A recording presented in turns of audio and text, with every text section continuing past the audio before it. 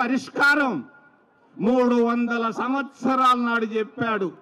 కడప జిల్లాకు సంబంధించినటువంటి ఒక పెద్ద స్వామి బ్రహ్మం గారు ఆయన కాలజ్ఞానంలో రాసున్నారు.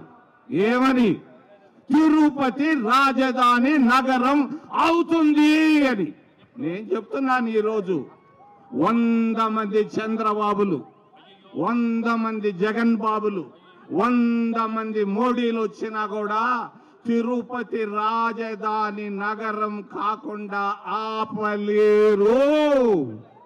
తిరుపతి రాజధాని నగరం అవుతుంది, అయి తీరుతుంది. రాష్ట్ర రాజకీయాలు చంద్రబాబు తిరుపతిలో అందరిని ఆయన తొందరబాబు అంటారు.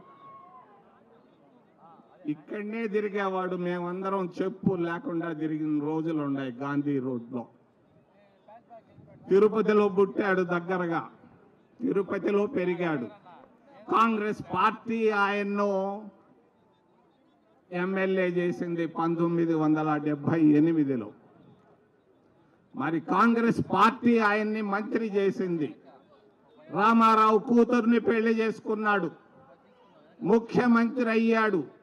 14 సంవత్సరాలు ముఖ్యమంత్రిగా ఉంటూ తిరుపతికి ఒక్క చిన్న పనైనా చేశాడా ఈ చంద్రబాబు నాయుడు అని నేను అడుగుతున్నాను.